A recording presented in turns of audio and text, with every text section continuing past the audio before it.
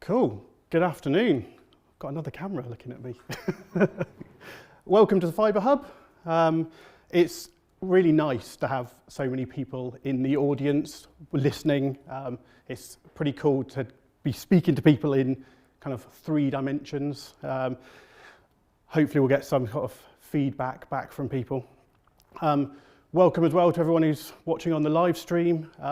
This is quite cool as well to be able to bring people who aren't able to come to the Fibre Hub into our world of HeadTalks.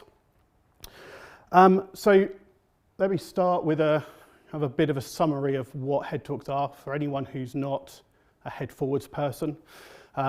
They've always been our internal way of sharing knowledge around in Headforwards, and we use them as a way of helping people to kind of improve and practice their presentation skills. They've always been something that's been just internal to Headforwards. If you're not there, you kind of miss out. Although we have recorded them, and then we started to publish them on YouTube so that if people wanted to, they could watch themselves back, and they could see how many times they say and whatever. But this is the first time we've started to live stream them. So we thought the live streaming was a good way of making HeadTalks a bit more open to a wider community of people, both across the industry that we're in, but also to help bring in some of our remote staff as we start to, within Headforwards, have more remote people. Then thought this is a good way of kind of bringing everyone together. As you can imagine, we had hundreds of people who were kind of fighting over the opportunity to be the first person to live stream a HeadTalk. So I won the huge competition, and you've got me.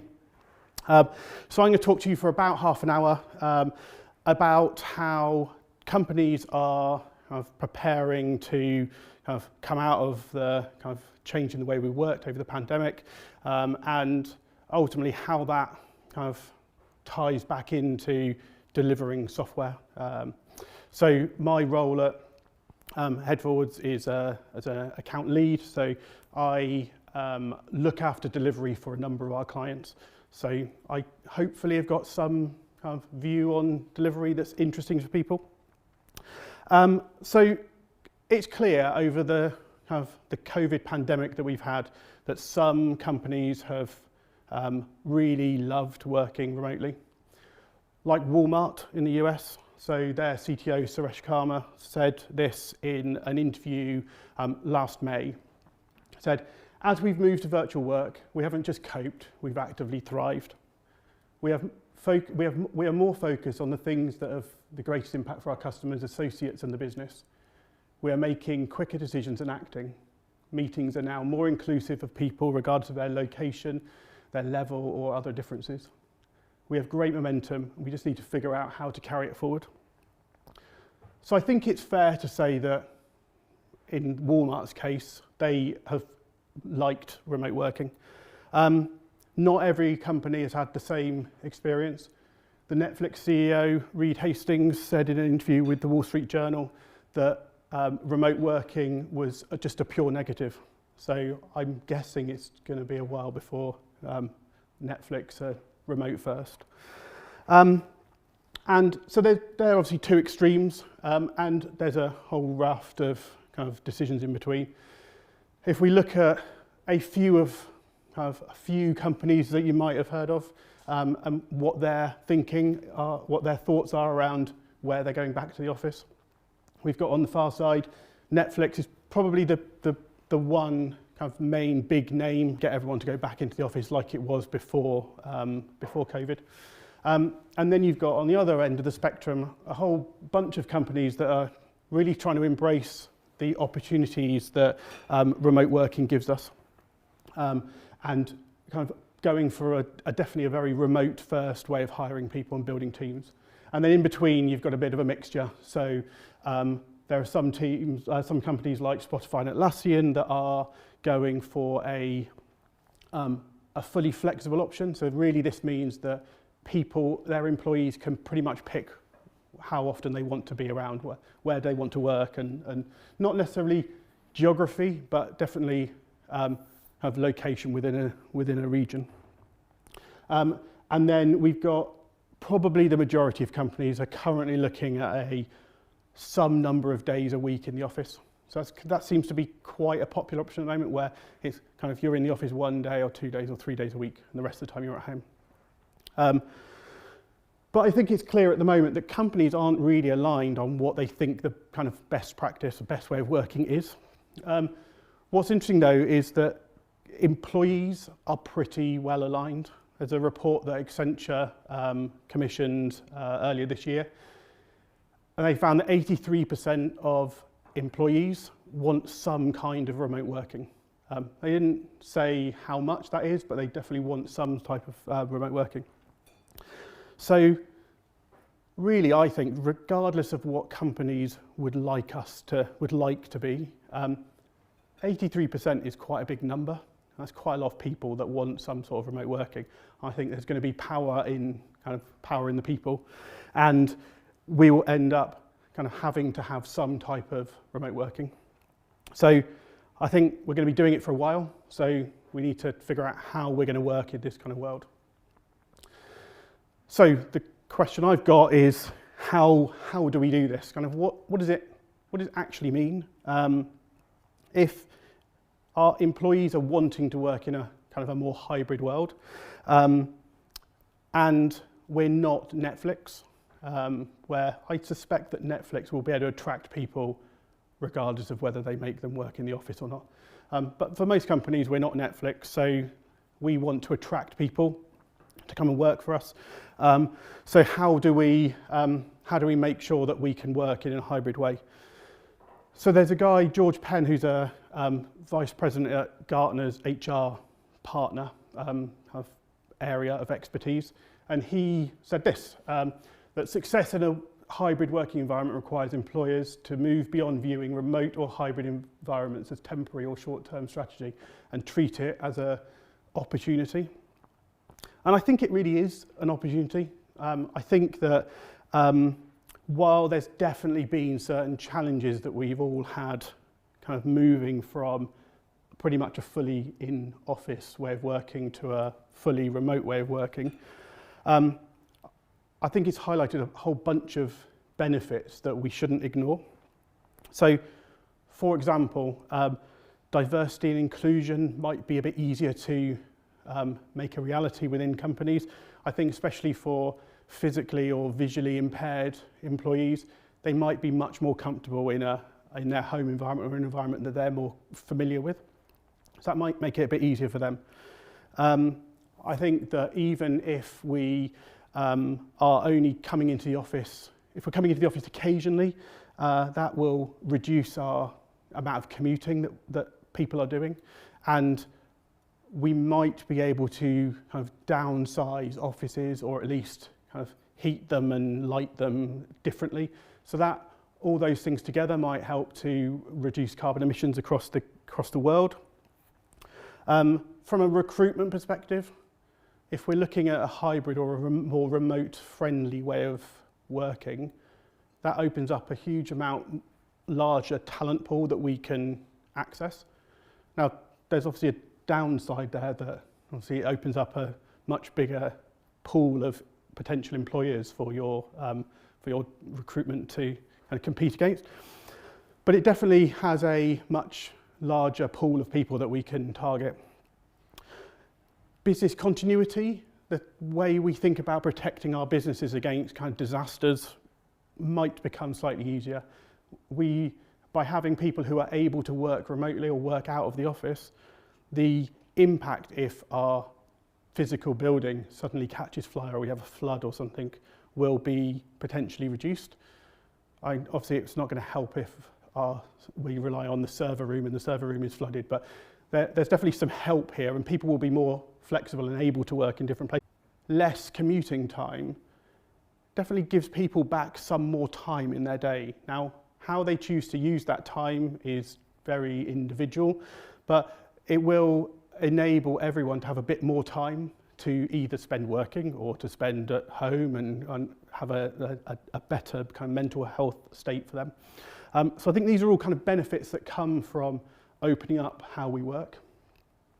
This guy, George Penn, also in the same interview said this. To thrive in today's new work environment, leaders must embrace open communication, collaboration and clarity around roles and goal setting to build trust. So when I read that, I think, oh, that's interesting. That sounds a lot like a whole bunch of the Agile software development principles that we work with all the time.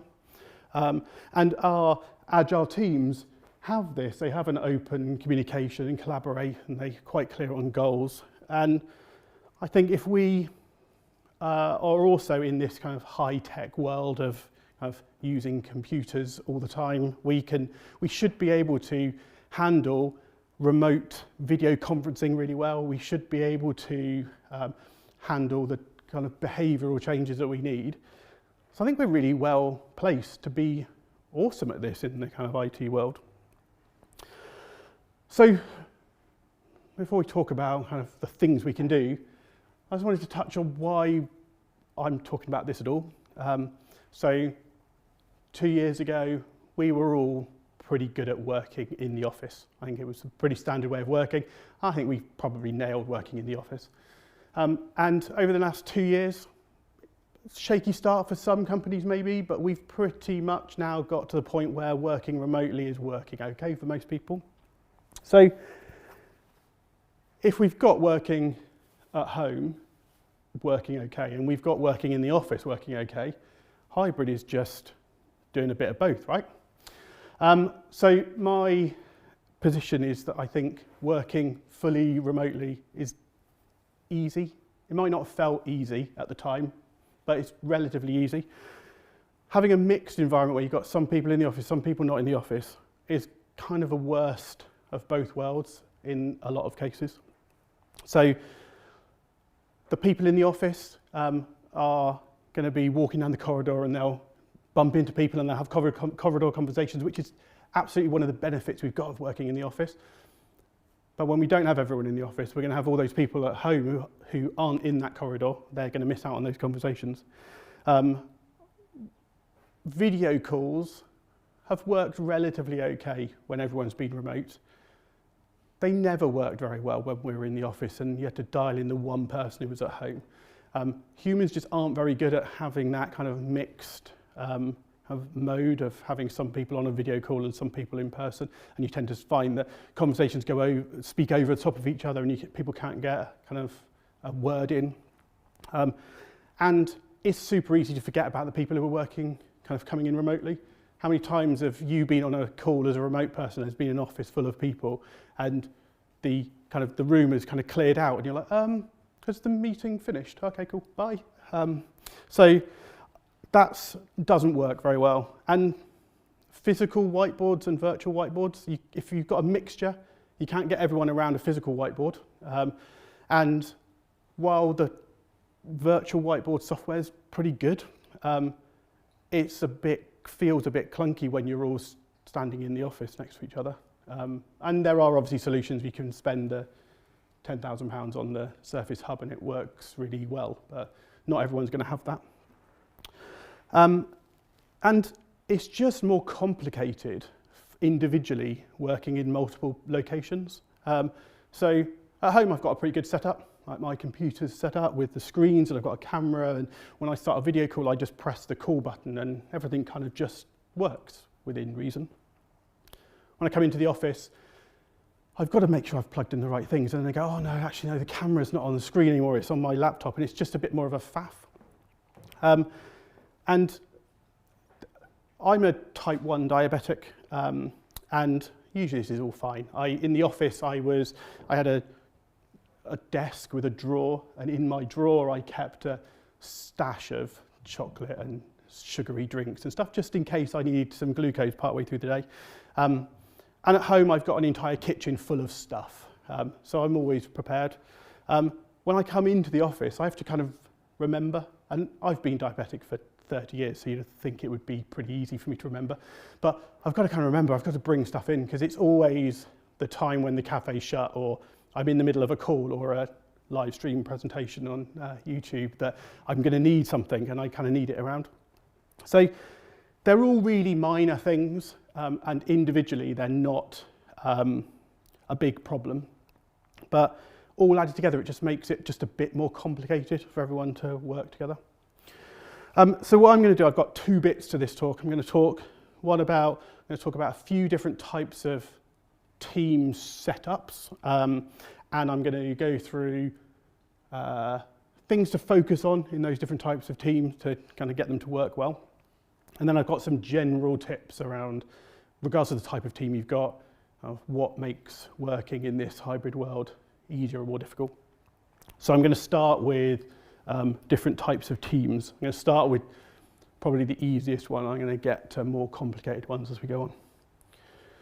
So let's start with a regular home office split. So what this looks like is the kind of 1 day a week your team is in the office and you all come in at the same time. Or it could be 2 days or 3 days. The actual amount of time doesn't matter. What you've got here is something that is quite regular, and you've got a team that has lots of face-to-face time. So those relationships that they're building up individually around the team are going to be pretty strong because you are always reinforcing them with face-to-face time. And they'll also be pretty good at working remotely because they're doing that quite a bit during the week as well. So really, when you're thinking about kind of this type of team, when you're looking at what we use the in-person time for, really you're looking at effectiveness. So you're trying to do things like, it's much easier to have a meeting face-to-face. So let's focus on having meetings face-to-face, and then we'll do all the other work remotely. You're not really too concerned about focusing on relationships at that point because that's already working quite well. So here, you're really thinking about kind of just trying to be effective with your in-person time.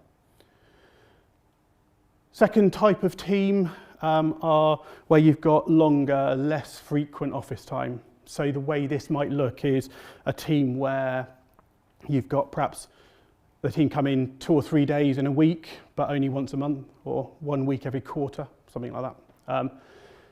Here you've got basically a remote team. So they'll be good at doing everything remotely. They'll have remote pairing going on. They'll have remote kind of ways of working. You'll have the meetings working remotely, and that works quite well. But you're missing out on a lot of face-to-face time. So here, the focus is completely different. Instead of focusing on effectiveness, what you really want to do is focus on relationships in that time when you're in the office. So you really want, it's really important at that point to focus on getting those team, the individuals in the team to work well together and to trust each other and build that trust up. Because over time, a high trust team is going to always deliver better than a team where once a quarter you have a really awesome retro because it's in person. So here you're really focusing on being relationships rather than being effective or efficient in those in the in-person time. The third type of team is asymmetrical team. So this is like a more complicated version of option 1, where you've got a difference in the people in the team between the amount of time they're in the office. So you might have 1 or 2 people in your team that are in the office 4 days a week, and the rest of the team only come in 1 day a week, something like that. So you've got some sort of asymmetry with the amount of time that people are in the office. So you need to think here about effectiveness of kind of meetings, because sometimes if you've got a really complicated thing to discuss, or you want to design something where it makes sense to have everyone drawing things on a whiteboard, it makes sense to bring everyone together, depending on whether this asymmetry is more like a option 1 or more like an option 2 team. I guess the amount of time people come together is important. But more importantly here, what you're trying to do is keep a really close eye on the relationships that exist in that team, because there's a really high risk in this type of setup where you've got 2 groups, like the them and us group. There's a really strong relationship between the people who are in the office more, and then not such a great relationship with the people who aren't in the office as much. So that's the main thing to be kind of paying attention for here, and you've got a bit of a balancing act. Do we spend the in-person time on building relationships, making sure that bit works well, or on having a really high fidelity meeting type situation? So be aware of that kind of location split with that one. And then the last one I'm going to talk about is an asynchronous team. So this is not a new concept. This happened before. This is where you've got a team that is split across 2 generally different geographical locations. And the reason I'm bringing it up in this talk is because I think it's more likely that this will happen more now. If we've got companies which are allowing people to work more flexibly and in different kind of more remote ways, then discounting kind of tax and payment challenges you might have working in different countries, there's nothing really stopping me working at my house here in Cornwall, or a house if I had one in, I don't know, Barbados. It doesn't really matter. So I think it will happen more. So the thing you've got to kind of watch out for here is you've got a team that generally never really meets up. So they're going to meet up much less frequently than any other team generally. And it's likely you might have some sort of cultural diversity between these different groups as well if they're in different countries. So that makes communication and relationship building between those teams much more difficult. So physically meeting up, this is basically a more difficult version of the second option. So focus on relationships as you're in any in-person time that you have. But you're going to have a lot less of it, so make sure you really use it well, and make sure you at least meet up once a year, and really at least twice a year is probably a good kind of standard to get to. But also think about writing stuff down and actually make use of the fact that you are spread across potentially different time zones. So when I say write stuff down, I'm thinking more like a wiki than Word. Like, write things down pretty informally, but just make sure you've got a copy of them, because then you can start to get some really good benefits here from people being able to have a meeting that isn't virtual or in person. It's something that's happens distributed over time, and people can comment on words, and they can change words, they can write things down, and that gives you a really strong advantage if you've got this set up. So I don't know what that icon means. It was, I think about kind of people. So that's the kind of what I think are the 4 main kind of types of team that you're gonna come about, and how to think about them when you're thinking about that in-person time. So let's start talking a bit more about some general tips for delivery success. So tips for things to think about that help your remote or virtual teams work kind of better before we're done, I'm going to have a drink. 2 seconds. Okay, I think I've got 5. So I'm going to start with turn on your camera. So I still find it amazing that I've put this up, but I still, even after 2 years of working remotely, there's still quite a lot of meetings I am part of where people don't have their camera on. And I don't mean that occasionally they have their camera off. I mean, they never have their camera on. And I highlight it because it's such an important way of helping to build relationships and communicate with people.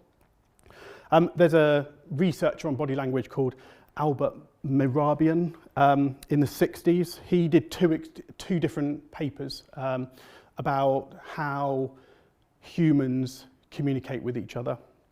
And they were slightly different focus. One of them said that 60% of communication was kind of nothing to do with your face. And the other one said that 55% was nothing to do with any of the kind of, it was all, what's the word? Hang on, non-verbal. And if you take away people's face, then you're only relying on the words that they are saying and the kind of, I guess, intonation of how they're saying them. And you miss out on a lot of people's intent from doing that. So you can misunderstand people very easily. And also, people don't really believe that you're paying attention if they can't see you, or maybe it's just me. I'm always a bit suspicious of the people who haven't got their camera on, the little icon that goes around. I feel like they're walking around their house. But being able to see people is so important to how you build a good relationship with them, that when you're having this team that is split and you don't see everyone all the time, having a camera on is a really easy fix for that. And I get that some people don't like it all the time, it's a bit tiring, but put it on some of the time and then switch it off if you're kind of bored of seeing a reflection of yourself in the camera all the time. And also, we've got into this kind of habit of having a Zoom background on a lot, which is really clever, and it's pretty cool to not see people wandering around in the background of people's calls. But sometimes, if we're trying to build trust within teams and discussions, it's sometimes nice, it's helpful to see a bit of kind of where people are. So not everyone is sitting in a weird Microsoft Teams classroom kind of background. Like, it's nice to see that they're in the lounge or in their kitchen or in their office or wherever. And I think all these people walking around in the background are really distracting for you as someone on a call. So being able to see that as someone who's watching is helpful, that you can see that someone's being distracted and you can temper how you behave. So you don't need to do it all the time. I'm quite happy with people switching their backgrounds on, but just think about it occasionally, especially in really small meetings or one-to-one meetings. Like, sometimes just let people see where the magic is happening, so to speak. So anyway, that's my rant about cameras. So cameras are good. The other one is, it's not just about delivery. It's really easy to get focused in on delivery. And working remotely kind of exacerbates this, because it's you're not doing all the other things. So really, the only thing you're seeing is people's output. So you can focus on output too much. So as a leader of a team, you need to be thinking about team dynamics. And you need to be thinking about all the time that you are in the office, or let's not say in the office because it doesn't matter where you are, in person, making sure you're using that for something. And I think that eating is a really important thing. There's the head of the University of Oxford's, one of their psychology departments wrote a paper where they were looking at the effect of people eating together on their kind of social network. They found that people, when they ate with other people, They had a much broader social network of people that they could rely on to help them, and they were generally happier. I haven't read it all, so I'm not quite sure how they define happy, but they were happier people. So I think if that works generally, then within your team, that should also work. So I think use the in-person time, think about having lunch with people, think about having a drink after work, think about just going out and having a walk, perhaps have a meeting where you're walking around, or think about as a team perhaps doing, having a day when you all get together and, I don't know, do some sort of charitable thing, right? Go and plant some trees somewhere outside or something that gets the team together and stops you thinking about delivering all the time, but is helping to build the team relationships and the dynamics between the team. Start thinking about remote first. Here this is saying, when you're in person, I want teams and individuals to be making full use of their time being together. So grab corridor conversations and wander over to someone's desk when they're there and kind of pick their brains about something, and you don't have to set up a really formal meeting to do it. So that's great. Make sure you're doing all those things. But also make sure that you're also cycling back and making sure that all the people who weren't in the office at the time are included. And this brings us back to a lot of the things that we've been doing already. So keep track of decisions and write them down somewhere. Have dashboards that are around.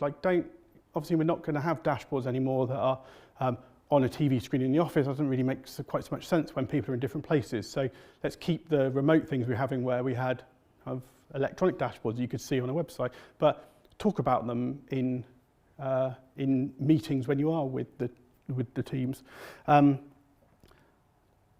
Like low fidelity things, like if you've been in a meeting and you've drawn some random scribble on a whiteboard that at the moment seemed like it made sense, take a photo and send it out to everyone in the team so they can see that that's happening, and then they'll have questions and you can kind of drive that conversation back and forward. But they start to feel like everyone is included in all the conversations, and it's not just the people who are in the office. You don't want, if we're going to have hybrid working well, you don't want people to feel like they're kind of a bit of a problem if they aren't in the office. Like only good stuff happens when you're in the office. You want everyone to feel like it's overall you can work wherever, and you can really do believe that you can work wherever. And we've been doing a lot of this stuff. Like a load of these things are things that we've been doing over the last 2 years to make remote working work well. I guess what I'm saying is, don't throw all of that good stuff away when we start going to the office, but equally don't make coming into an office totally pointless because you then just carry on working remotely with everyone. If you're going to do that, you may as well just be at home. If we're going to work in a hybrid world, that means we're going to have people working remotely for at least some of the time. So we should be making sure we hire. In our hiring process, we should be looking for that. We want to look for people who can work effectively remotely. Even if they don't want to do it all the time, that's fine, but look for people who are resilient to working remotely. That will make your team much stronger.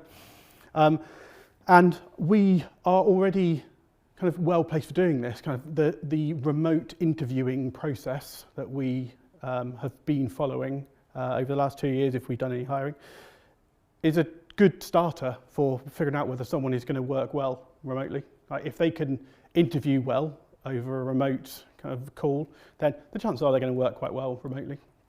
But I think there's loads of things we could do here. I think there's lots of research that needs to happen around how do we effectively kind of select people based on their ability to work remotely. So I haven't got any great answers for you, but I think this is something we need to think about. I would say look out for people who only really want to work remotely. It might be fine, but I think it's a bit of a danger sign. If we've got people who don't really want to ever kind of work together with other people face to face, for me that's a bit of a red flag. I think we want people who are happy working virtually, but also quite like spending time with other people and want to be together. So we just need to figure that out, what that looks like. There's a lot of things we talked about that are all about the team and getting the team to work well. And that is important. The team is really important. And from a delivery point of view, it's probably the most important kind of element that we've got. But I think that we're moving into a slightly different world of kind of how people think about working. Deloitte bring out a survey every year, the Millennial and Gen Z survey. The last one they brought out said that job loyalty in that kind of group, that cohort of employees, reached its peak in 2019. So they're predicting that from 2019 into the future, people will be generally much more transient in where they work and how quickly they move companies. I think this is a real challenge for employers.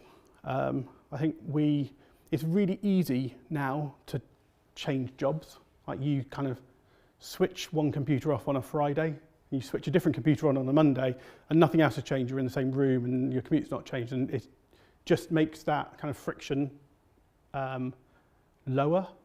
And if people are also generally kind of not feeling so loyal to a company, then that exacerbates that challenge.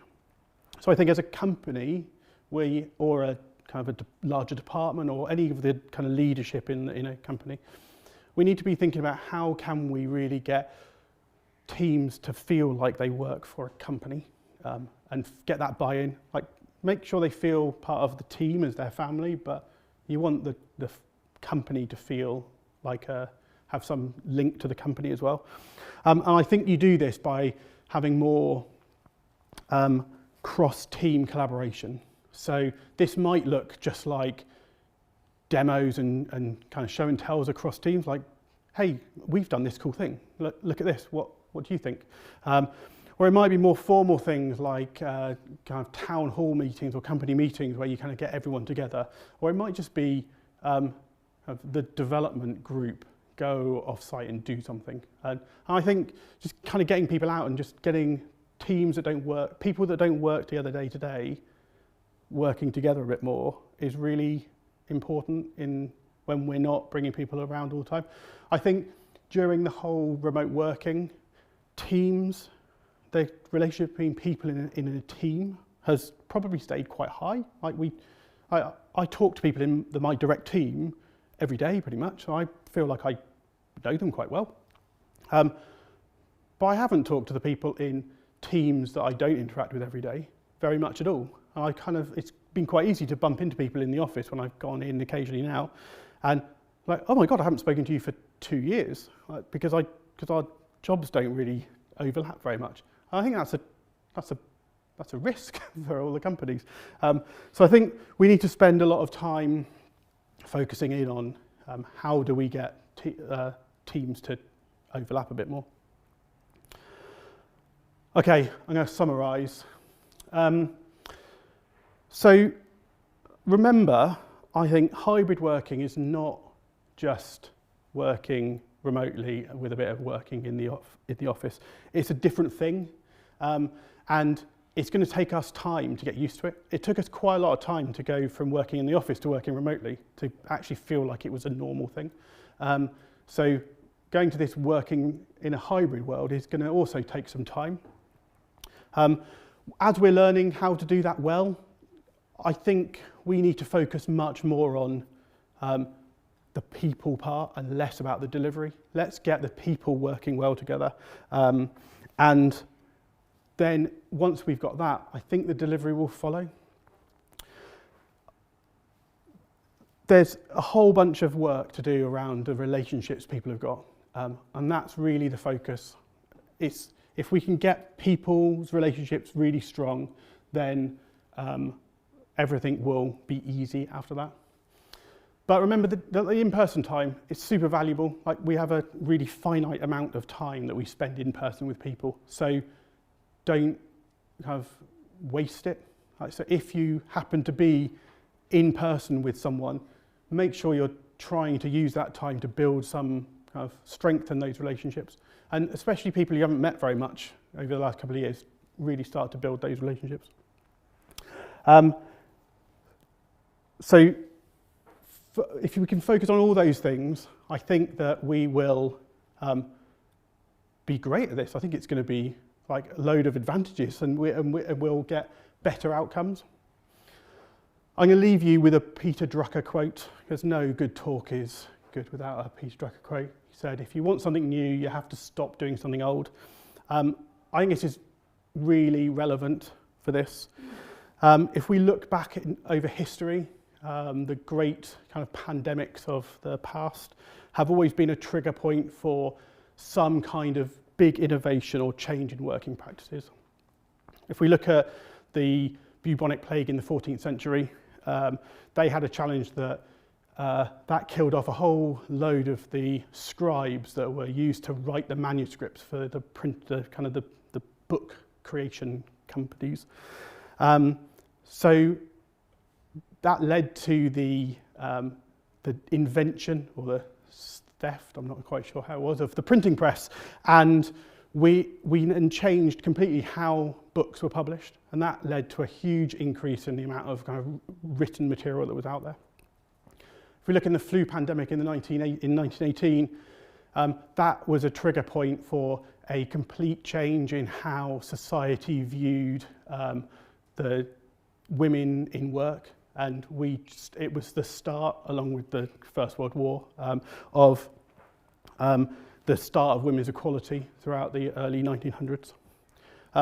I don't know whether in a decade we're going to look back at the great pandemic of 2020 and see that it was the trigger point for a fundamental shift in ways of working around big companies, or whether we'll look back and think it was all just a bit of a disaster where we kind of started letting everyone work from wherever they liked and nothing got done. We don't know that. What I do know is that lots of employees want us to try it. They've seen some benefits of working like this and they want us to give it a go. And I think that if we are going to have this work well, we have to go all in and try it properly. And I think in order for us to do that, we need to stop thinking about in-person work or remote work and start thinking about a more flexible way of approaching work. So I think we need to stop doing in-person or remote and start doing hybrid working. Thank you very much. I've got some time for questions.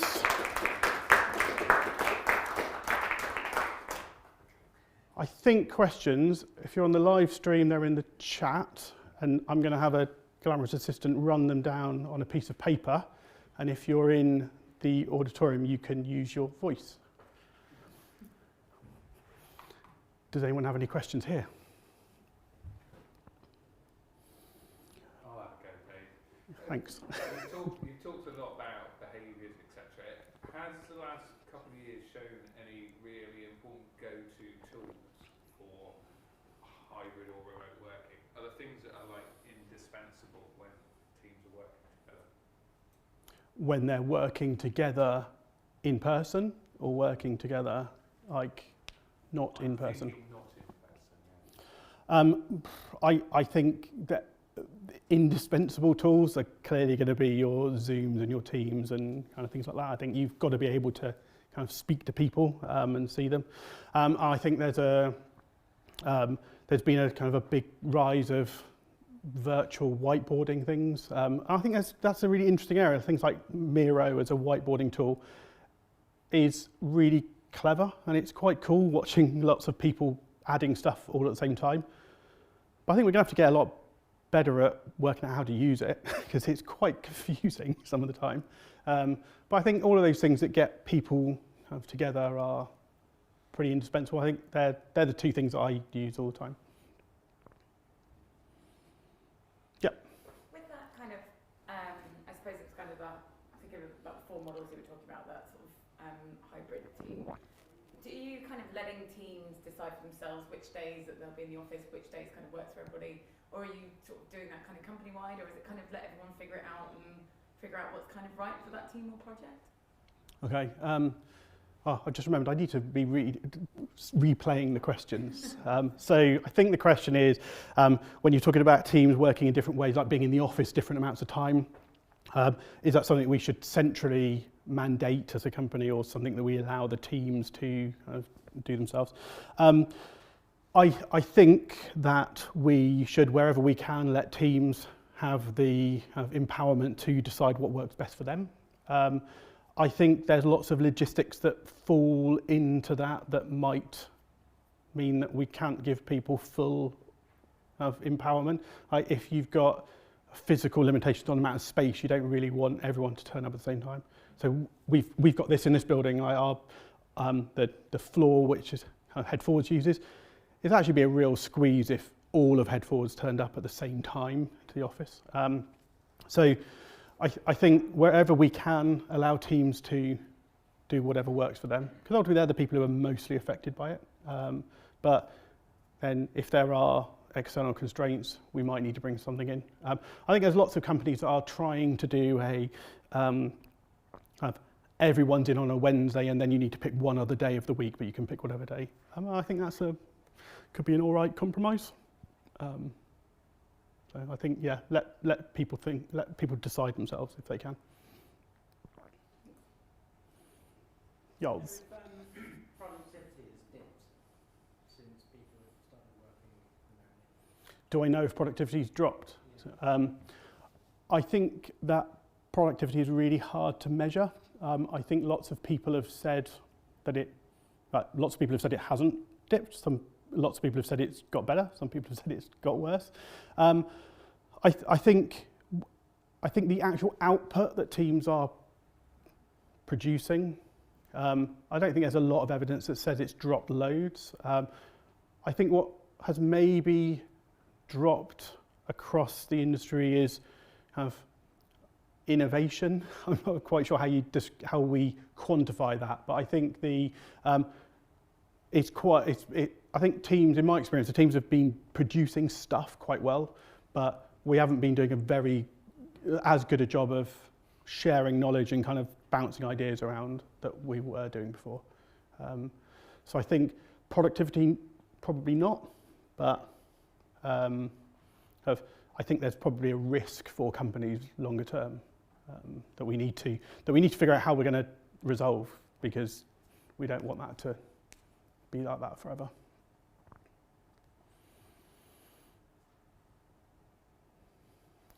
So just following on from that, now I certainly can concur that that's the bit that everyone is concerned about. So first of all, most of the sort of aspects of remote working or hybrid working are all working fine. There's lots of things, people can create lots of lists of things that work really well and lots of positive reasons to do it. People are sort of slightly less or slightly more reluctant to focus on the negatives, obviously, especially if 83% of people want to be working in a hybrid way. They're not going to be talking about the negatives. Mm-hmm. And therefore there's a risk that it falls under the carpet, so to speak, or it gets left behind, perhaps.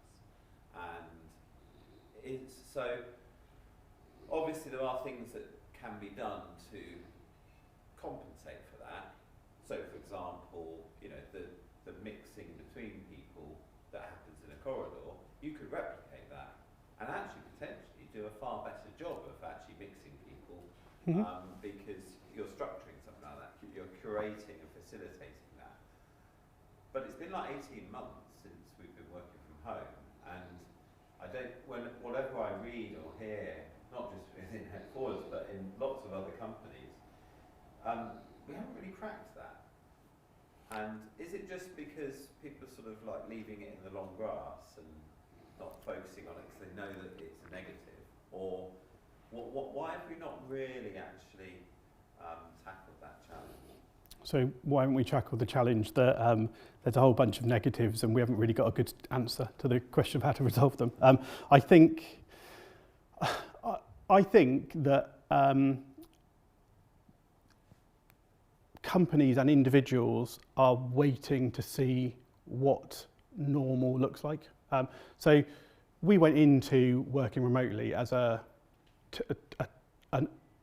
temporary thing. And that temporary thing happens to have gone on for like almost 2 years. So it's not really been that temporary.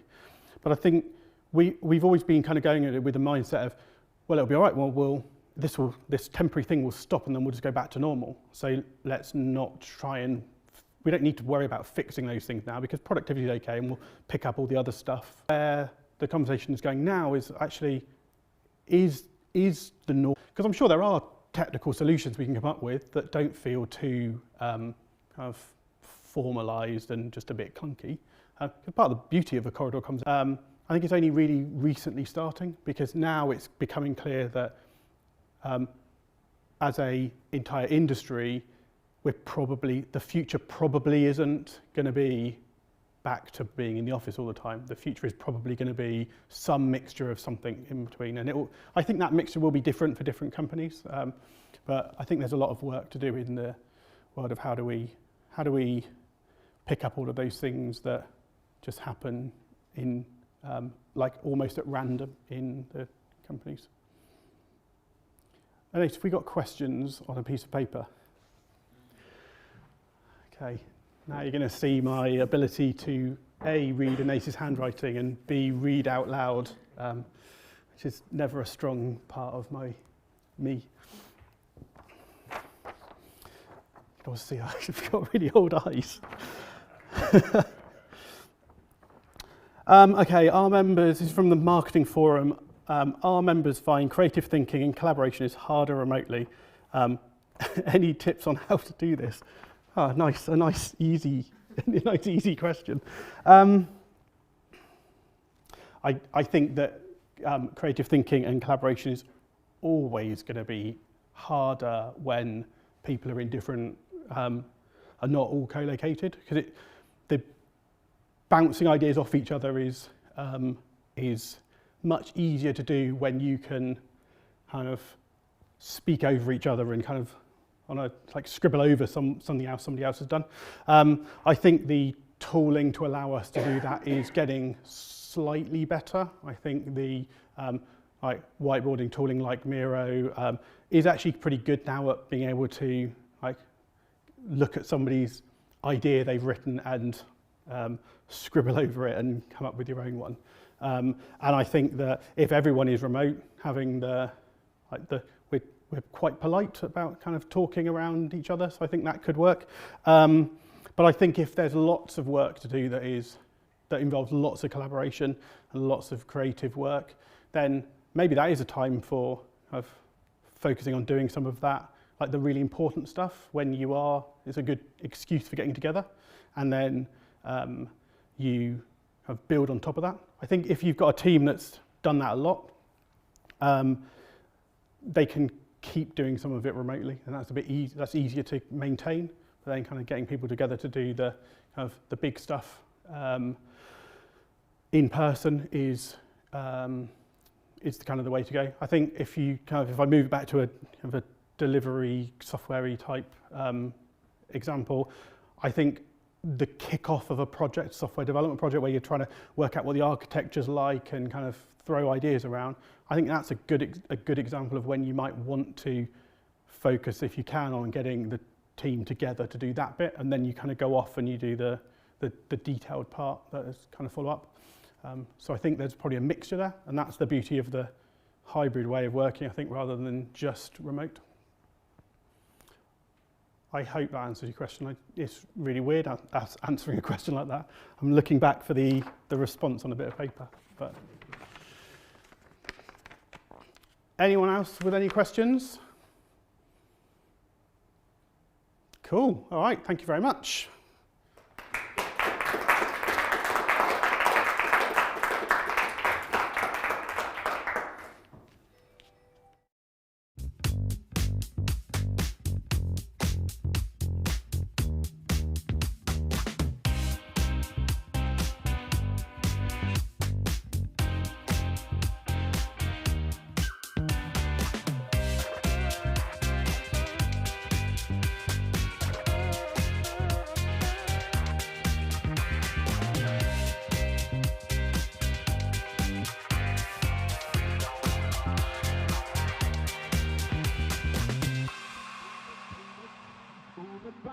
Move it, baby.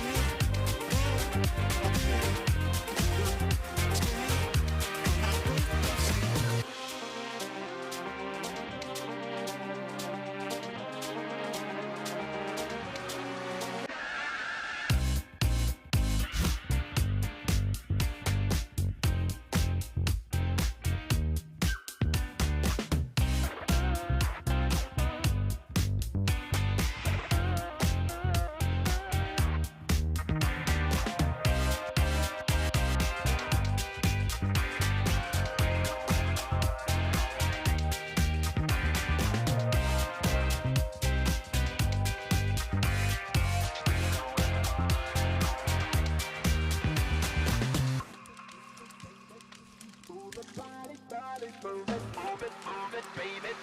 Move it,